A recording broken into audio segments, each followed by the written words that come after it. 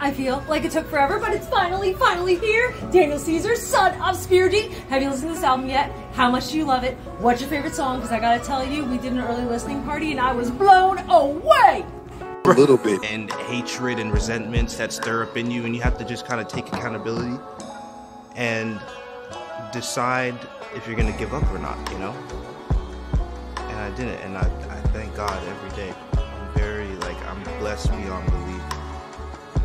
And I wouldn't change anything. He got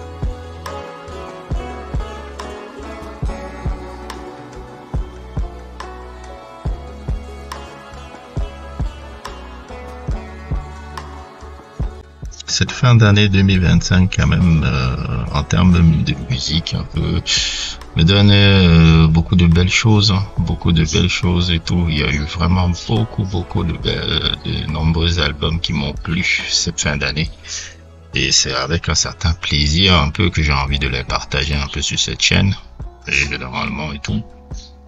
Et parmi encore les albums encore qui m'ont marqué là, ce dernier fabuleux album de Daniel Caesar, Son Aspergie. Je dois d'ailleurs avouer que Daniel Caesar, un peu de sa discographie, je n'avais suivi que le premier album, Freudian, qui était sorti en 2017 quand il était encore très jeune, il avait 21, 22 ans, et c'est un jeune homme de 30 ans. On va dire, elle est là quand même depuis, là, je vais me dire qu'il a juste 30 ans. Tout. Et Freudian était un album qui m'avait beaucoup plu à l'époque, mais après les deux albums qui étaient sortis après, que ça soit Case Study ou Never Enough, j'avais un peu arrêté un peu de suivre avec lui, notamment à cause de la polémique qui m'avait un peu secoué un peu à l'époque, un peu cette polémique qu'il avait eu on va dire un peu, je crois que c'était vers 2018, 2019, si je me souviens bien, on va dire dans les années 2019 un peu, où dans un live Instagram un peu, où il était un peu avec cette, je dirais pas une influenceuse, mais une personnalité de médias, de personnalité un peu des réseaux sociaux un peu, qui s'appelait Juliane Godard, qui avait eu une certaine façon un peu de parler un peu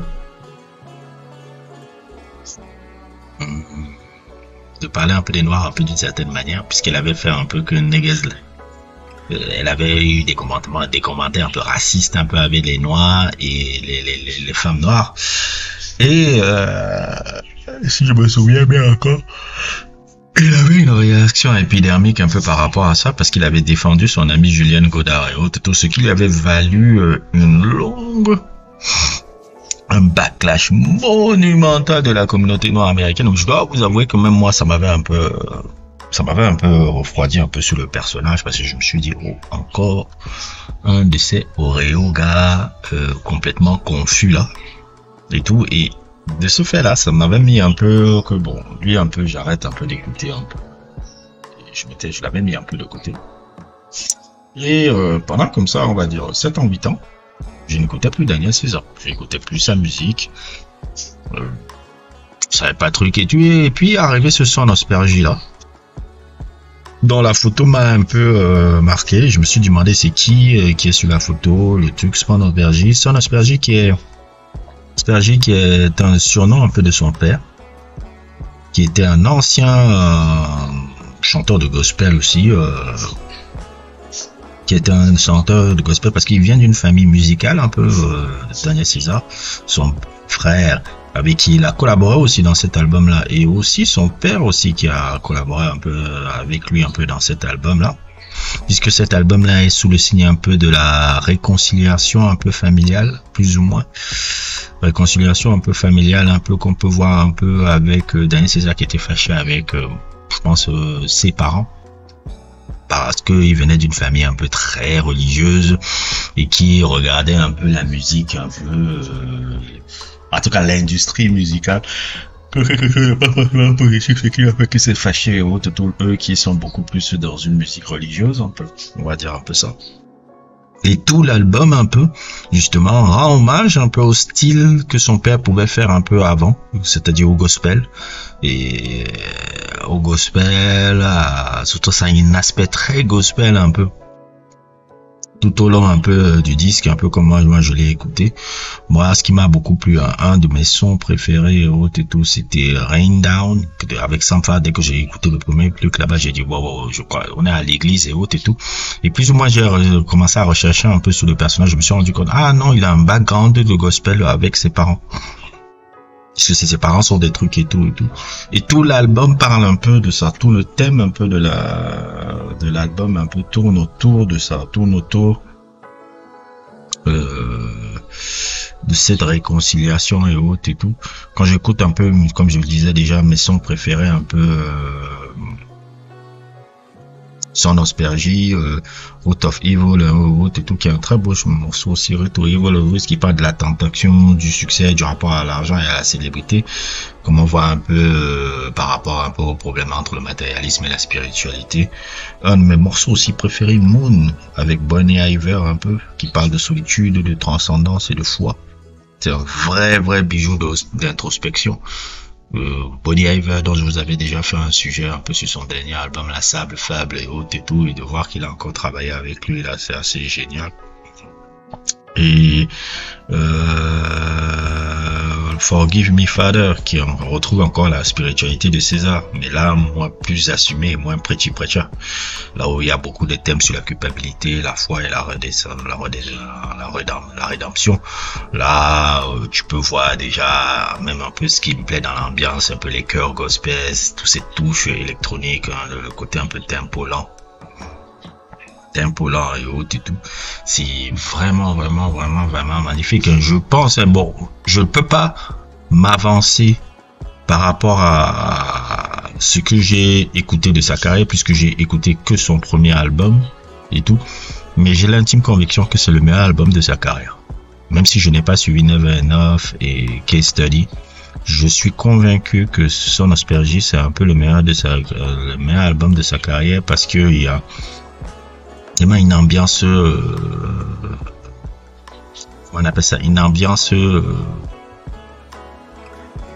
très gospel, très bon, je dirais pas à la limite un peu des trucs de Kirk Franklin, mais c'était vraiment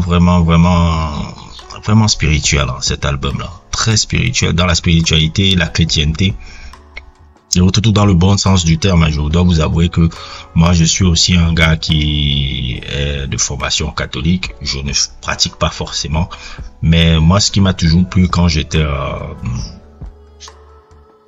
à l'église, je partais à l'église pour une seule chose, pour écouter la chorale, parce que je sais pas, c'est la musique de la chorale un peu qui m'attirait toujours dans l'église. La seule chose, c'est pas le sermon du prêtre qui m'intéressait, c'était pas le truc, c'était juste écouter qu'est-ce que la chorale va faire, qu'est-ce que la chorale, j'étais toujours fasciné par les chorales et autres, et c'est pour ça que même dans la musique moderne et tout, j'aime toujours qu'on prend plus ou moins des éléments un peu de chorale et on met ça un peu dans sa musique et tout, ça apporte une spiritualité particulière. Et il faut le dire aussi, avant, les artistes noirs, afro-américains, on les trouvait c'était à l'église qu'on les trouvait, hein. Quand tu regardes un peu les histoires de,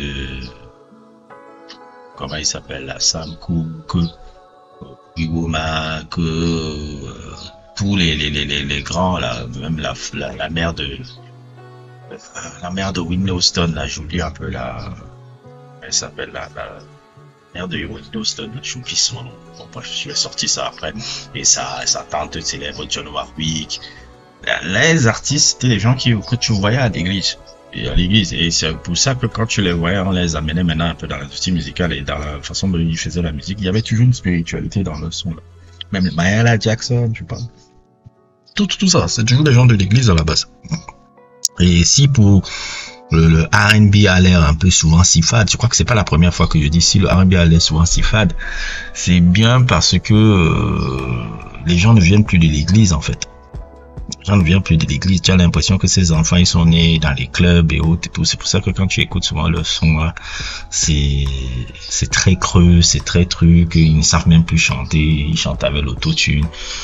Et tout. Avant, l'église a fourni énormément à l'industrie musicale. Avant, les labels directeur de label allait à l'église pour aller chercher un peu la perle rare, un peu qu'ils allaient transformer en superstar. C'était ça un peu. Un peu pour parenthèse refermée. Et cet album-là encore nous rappelle un peu ça, un peu son nostalgie. C'est vraiment une très belle fusion entre quelque chose qui peut être, on va dire R&B, néo-soul, électronique et gospel. Album de la réconciliation avec ses parents, un album un peu où on a l'impression que Daniel Caesar retourne un peu à sa spiritualité, aux racines un peu de sa spiritualité un peu, puisqu'il vient d'une famille vraiment très très très religieuse et tout. Et c'est beau, hein, c'est vraiment l'un de mes coups de cœur aussi de cette fin d'année. J'espère que vous allez le suivre aussi. Ça, c'est vraiment quelque chose qui m'a plu là-bas. J'ai essayé de le suivre encore tout ce week-end et c'est un truc que je voulais partager un peu avec vous. Bref, n'hésitez pas à liker, n'hésitez pas à vous abonner et à plus pour d'autres aventures.